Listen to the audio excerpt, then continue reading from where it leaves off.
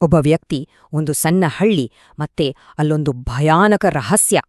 ಇವತ್ತು ನಾವು ರಂಗನಹಳ್ಳಿಯ ಇಲಿಭಕ್ಷಕನ ಬಗ್ಗೆ ಕೇಳೋಣ. ಇದೊಂದು ಜಾನಪದ ಕಥೆ ಅಷ್ಟೇ ಅಲ್ಲ, ಕೇಳಿ, ಇದು ಬಡತನ, ಹಸಿವು ಮತ್ತೆ ಸಮಾಜದ ಕ್ರೂರ್ಯದ ಬಗ್ಗೆ ಎಚ್ಚರಿಸೋ ಒಂದು ಕಥೆ.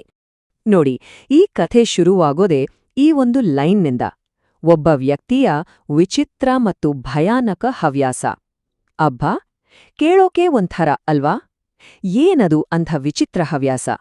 ಒಬ್ಬ ಸಾಮಾನ್ಯ ಮನುಷ್ಯನನ್ನ ಅದು ಹೇಗೆಲ್ಲ ಬದಲಾಯಿಸ್ತು?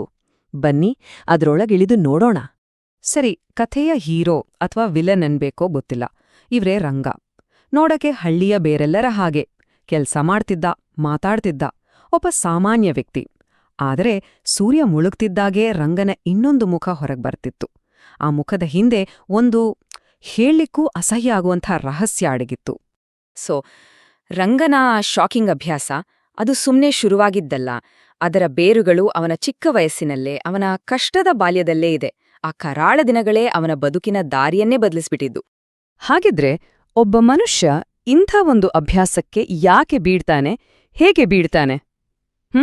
ಇದರ ಉತ್ತರ ಸಿಗೋದು ಅವನ ಬಾಲ್ಯದಲ್ಲಿ, ಆ ಹಸಿವು, ಆ ಹತಾಶೆ ತುಂಬಿದ ದಿನಗಳಲ್ಲಿ. ಇದ್ದಿಷ್ಟು ಶುರುವಾಗಿದ್ದು ರಂಗನಿಗೆ ಜಸ್ಟ್ 5 ವರ್ಷ. ಯೋಚನೆ ಮಾಡಿ, 5 ವರ್ಷ. ಆಟ ಆಡ್ಕೊಂಡಿರ್ಬೇಕಾದ ವಯಸ್ಸು. ಆ ವಯಸ್ಸಲ್ಲಿ ಅವನ ಕುಟುಂಬ ಅಂದ್ರೆ ವಿಪರೀತ ಬಡತನ, ಹಸಿವಿನಿಂದ ಬಳಲ್ತಿತ್ತು. ಒಂದು ಹೊತ್ತಿನ ಊಟಕ್ಕೂ ಕಷ್ಟ ಇತ್ತು. ಬಹುಶಃ ಇದೇ ಅವನ ಜೀವನವನ್ನೇ ಬದಲಾಯಿಸಿದ ಕ್ಷಣ. ದಿನಗಟ್ಟಲೆ ಹಸಿವಿನಿಂದ ಕಂಗಾಲಾಗಿದ್ದ ಆ ಪುಟ್ಟ ಹುಡುಗ, ರಂಗನ ಕಣ್ಣಿಗೆ ಮೂಲೆಯಲ್ಲಿದ್ದ ಒಂದು ಸತ್ತ ಇಲಿ ಬಿತ್ತು. ಆ ಕ್ಷಣದಲ್ಲಿ ಅವನಿಗೆ ಸರಿ ಯಾವುದು, ತಪ್ಪು ಯಾವುದು ಅಂತ ಯೋಚಿಸೋ ಶಕ್ತಿನೇ ಇರಲಿಲ್ಲ. ತಡೆಯೋಕಾಗದ ಹಸಿವು, ಅದರ ಭರದಲ್ಲಿ ಅದನ್ನ ಕಚ್ಚಿ ತಿಂದೇಬಿಟ್ಟ. ನೋಡಿ, ಅಂದು ಹೊಟ್ಟೆ ಹಸಿಗೋಸ್ಕರ ತಿಂದ ಒಂದೇ ಒಂದು ತುತ್ತು, ಅದು ಅವನ ತಲೆಯಲ್ಲಿ, ಅವನ ನಾಲಿಗೆ ಮೇಲೆ ಅಚ್ಚೊತ್ತು ಬಿಟ್ಟು. ಆಮೇಲೇನಾಯ್ತು ಅಂದ್ರೆ, ಬೇರೆ ಯಾವುದೇ ಮಾಂಸಕ್ಕಿಂತ ಇಲಿ ಮಾಂಸನೇ ಅವನಿಗೆ ಜಾಸ್ತಿ ಇಷ್ಟ ಆಗಕ್ ಶುರುವಾಯ್ತು. ಅವನ ತಾಯಿ ಎಷ್ಟೇ ಬೇಡ ಅಂದ್ರೂ, ತಡಿಯೋಕ್ ನೋಡಿದ್ರೂ ಆ ಚಟ ಅವನನ್ನ ಬಿಡ್ಲೇ ಇಲ್ಲ. ಅದು ಅವನ ಬದುಕಿನ ಒಂದು ಭಾಗವೇ ಆದಿಹೋಯ್ತು. ಸರಿ, ಚಿಕ್ಕ ವಯಸ್ಸಲ್ಲಿ ಅನಿವಾರ್ಯವಾಗಿ ಶುರುವಾದ ಈ ಅಭ್ಯಾಸ ರಂಗ ದೊಡ್ಡವನಾದ ಮೇಲೆ ಅವನ ವ್ಯಕ್ತಿತ್ವದ ಒಂದು ಸೀಕ್ರೆಟ್ ಪಾರ್ಟ್ ಆಗಿಬಿಡ್ತು. ಈಗ ಅವನು ಹಸಿವಿಗೋಸ್ಕರ ಅಷ್ಟೇ ಬೇಟೆಯಾಡ್ತಿರ್ಲಿಲ್ಲ. ಇಲ್ಲ, ಈಗ ಅದೊಂದು ಚಟ, ಒಂದು ವ್ಯಸನವಾಗಿ ಬದಲಾಗಿತ್ತು. ಅಕ್ಷರಶಃ ರಂಗ 2 ಲೈಫ್ ಲೀಡ್ ಮಾಡ್ತಿದ್ದ. ಹಗ್ಲೊತ್ತು ಎಲ್ಲರ ಹಾಗೆ ಒಬ್ಬ ಸಾಮಾನ್ಯ ರೈತ. ಆದ್ರೆ ರಾತ್ರಿ ಆಗ್ತಿದ್ದಂತೆ ಗದ್ದೆ ಕಾಯ್ತೀನಿ ಅನ್ನೋ ನೆಪದಲ್ಲಿ ಅವನು ತನ್ನ ಆ ಕರಾಳ ಚಟವನ್ನ ಪೂರೈಸ್ಕೊಳ್ಳೋಕೆ ಹೊರಡ್ತಿದ್ದ. ಅವನ ನಿಜವಾದ ಬೇಟೆ ಅದು ಬೇರೆ ಇತ್ತು. ಅವನ ರಾತ್ರಿಯ ಬೇಟೆ ಇದೆಯಲ್ಲ, ಅದೊಂದು ರೀತಿ ರಿಚುವಲ್ ತರನೇ ಇತ್ತು. ಕೈಯಲ್ಲಿ ಒಂದು ಬಿದಿರಿನ ಕೋಲು, ಹೆಗಲ ಮೇಲೆ ಒಂದು ಬುಟ್ಟಿ ಹಾಕೊಂಡು ಹೊರಡುತ್ತಿದ್ದ. ಆಮೇಲೆ ತುಂಬಾನೇ ಚಾಣಾಕ್ಷತನದಿಂದ ಇಲಿಗಳನ್ನ ಅದರ ಬಿಲಗಳಿಂದ ಹೊರಗೆಳೆದು ಹಿಡಿತಿದ್ದ. ಆಮೇಲೆ ಕಾಡಿನ ಯಾವುದೋ ಒಂದು ಮೂಲೆಯಲ್ಲಿ ಯಾರಿಗೂ ಕಾಣಿಸ್ತಾ ಹಾಗೆ ಬೆಂಕಿ ಹಾಕಿ ತನ್ನ ಸೀಕ್ರೆಟ್ ಡಿನ್ನರ್ ಮುಗಿಸ್ತಿದ್ದ. ಆದ್ರೆ ಈ ಸೀಕ್ರೆಟ್ ಲೈಫ್ ಇದೆಯಲ್ಲ, ಅದು ತನ್ನ ಗುರುತುಗಳನ್ನ ಅವನ ದೇಹದ ಮೇಲೆ ಬಿಡಕ್ ಶುರು ಮಾಡಿತ್ತು. ಅವನ ಹಲ್ಲುಗಳೆಲ್ಲ ಹಳದಿಯಾಗಿ ಹೋಗಿದ್ವು. ಅವನ ದೇಹದಿಂದ ಒಂದು ವಿಚಿತ್ರವಾದ ಬಿಟ್ಟುಬಿಡದ ವಾಸನೆ ಬರ್ತಿತ್ತು. ಈ ಲಕ್ಷಣಗಳೇ ಅವನನ್ನ ನಿಧಾನಕ್ಕೆ ಊರಿನವರಿಂದ ದೂರ ಮಾಡ್ತಿದ್ವು. ಹೇಳ್ತಾರಲ್ವಾ, ಯಾವ್ ಸೀಕ್ರೆಟ್ ಕೂಡ ಯಾವತ್ತಿಗೂ ಸೀಕ್ರೆಟ್ ಆಗಿ ಉಳಿಯಲ್ಲ ಅಂತ. ಹಾಗೇನೆ ರಂಗನ ಜೀವನದ ಆ ದೊಡ್ಡ ರಹಸ್ಯ ಕೂಡ ಬಯಲಾಗೋ ದಿನ ಬಂದೇ ಬಂತು. ಅದು ಊರಿನ ಹಬ್ಬದ ದಿನ. ತುಂಬಾನೇ ಕ್ರೂರವಾಗಿ ಆ ಸತ್ಯ ಹೊರವಿತ್ತು.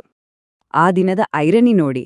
ಒಂದು ಕಡೆ ಇಡೀ ಊರು ಹಬ್ಬದ ಖುಷಿಯಲ್ಲಿದೆ, ರಂಗನ ಮನೆಯಲ್ಲಿ ಒಳ್ಳೆ ಊಟ ಸಿಗುತ್ತೆ ಅಂತ ಕಾಯ್ತಿದ್ದಾರೆ. ಆದ್ರೆ ಅಡ್ಗೆ ಮನೆ ಕಡೆಯಿಂದ ಬರ್ತಿದ್ದ ಒಂದು ಕೆಟ್ಟ ವಾಸನೆ ಅಕ್ಕಪಕ್ಕದವ್ರನ್ನ ಅನುಮಾನದಿಂದ ಅಲ್ಲಿಗೆ ಬರೋ ಹಾಗೆ ಮಾಡ್ತು. ಅಲ್ಲಿ ಅವ್ರು ನೋಡಿದ್ರಲ್ಲ ಒಂದು ದೃಶ್ಯ, ಅಬ್ಬಬ್ಬ, ಭಯಾನಕ. ಒಂದು ಬುಟ್ಟಿ ತುಂಬಾ ಹಸಿ ಇಲಿಗಳು. ಆ ದೃಶ್ಯ ನೋಡಿದ ಜನರಿಗೆ ಶಾಕ್, ಭಯ, ಅಸಹ್ಯ ಎಲ್ಲವೂ ಒಟ್ಟಿಗೆ.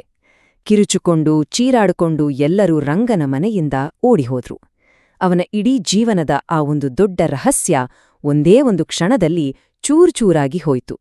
ಸತ್ಯ ಎಲ್ಲರಿಗೂ ಗೊತ್ತಾದ್ಮೇಲೆ ರಂಗನ ಜೀವನದ ಕೊನೆಯ ಮತ್ತು ಅಷ್ಟೇ ದುರಂತವಾದ ಅಧ್ಯಾಯ ಶುರುವಾಯ್ತು. ಊರಿನ ಜನ ಅವನನ್ನ ಒಬ್ಬ ಮನುಷ್ಯನಾಗಿ ನೋಡೋದನ್ನೇ ನಿಲ್ಲಿಸ್ಬಿಟ್ರು. ಅವನು ಒಬ್ಬ ದಂತಕಥೆಯಾದ. ಆದ್ರೆ ಅದೊಂದು ಕೆಟ್ಟ ಕತೆ. ಜನ್ರಿಗೇನಾದ್ರೂ ಅರ್ಥ ಆಗ್ಲಿಲ್ಲ ಅಂದ್ರೆ ಅವ್ರಿಗೆ ಭಯ ಶುರುವಾಗುತ್ತೆ ಅಲ್ವಾ? ಊರಿನವ್ರಿಗೂ ರಂಗನ ಈ ಅಭ್ಯಾಸ ಅರ್ಥನೇ ಆಗ್ಲಿಲ್ಲ.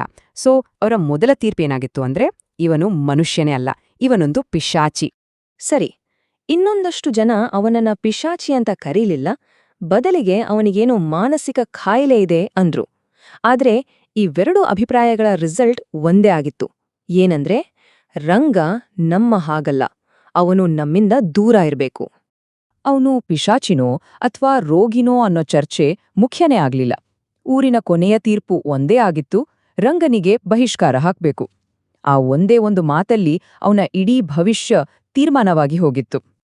ಅವನ ಕೊನೆಯ ದಿನಗಳು ನರಕಕ್ಕಿಂತ ಕಮ್ಮಿ ಇರಲಿಲ್ಲ. ಊರಿಂದ ಹೊರಗೆ ಒಂದು ಪಾಳು ಬಿದ್ದ ಗುಡಿಸಲಲ್ಲಿ ಒಂಟಿಯಾಗಿ ಬದುಕಬೇಕಾಯ್ತು. ಯಾವ ಇಲಿಗಳು ಅವನ್ಗೆ ಜೀವ ಉಳ್ಸೋಕೆ ಕಾರಣ ಆಗಿದ್ವೋ, ಬಹುಶಃ ಅವೇ ಇಲಿಗಳು ಅವನ್ಗೆ ಮಾರಣಾಂತಿಕ ಕಾಯಿಲೆಯನ್ನ ತಂದ್ಕೊಟ್ಟಿರ್ಬೇಕು. ಕೊನೆಗೆ ತನ್ನವರಿಂದ, ತನ್ನ ಊರಿಂದ ಪೂರ್ತಿಯಾಗಿ ದೂರವಾಗಿ ಒಂಟಿಯಾಗಿಯೇ ಪ್ರಾಣ ಬಿಟ್ಟ. ಈ ಕತೆಯ ಕೊನೆಯ ಸಾಲು ಇದೆಯಲ್ಲ, ನಿಜಕ್ಕೂ ಮೈಜುಮ್ಮನ್ಸುತ್ತೆ. ಇವತ್ತಿಗೂ ಆ ಹಳ್ಳಿಯಲ್ಲಿ ರಾತ್ರಿ ಹೊತ್ತು ಇಲಿಗಳ ಕಿರುಚಾಟ ಕೇಳಿಸಿದ್ರೆ ಸಾಕು, ಜನರಿಗೆ ರಂಗನೇ ನೆನ್ಪಾಗಿ ಮೈ ನಡುಗುತ್ತಂತೆ. ಅವನ ದುರಂತ ಬದುಕು ಈಗ ಕೇವಲ ಒಂದು ದೆವ್ವದ ಕಥೆಯಾಗಿ ಉಳಿದುಬಿಟ್ಟಿದೆ. ಹಾಗಿದ್ರೆ ಈ ಕಥೆ ನಮಗೆಲ್ಲ ಏನ್ ಹೇಳುತ್ತೆ? ರಂಗ ಹುಟ್ಟಿನಿಂದಲೇ ಒಬ್ಬ ರಾಕ್ಷಸನೇ, ಅಥವಾ ಹಸಿವು ಮತ್ತು ಸಮಾಜದ ನಿರ್ದಯೆ ಅವನನ್ನ ಈ ರೀತಿ ಮಾಡ್ತಾ? ಅವನು ಬಲಿಪಶುವೋ ಅಥವಾ ಕೆಟ್ಟವನೋ? ಈ ಪ್ರಶ್ನೆಗಳು ನಮ್ಮೊಳಗಿನ ಸಹಾನುಭೂತಿಯನ್ನ, ನಾವು ಬೇರೆಯವರ ಬಗ್ಗೆ ಕೊಡುವ ತೀರ್ಪುಗಳನ್ನ ಪ್ರಶ್ನೆ ಮಾಡುವ ಹಾಗೆ ಮಾಡ್ತವೆ ಅಲ್ವಾ?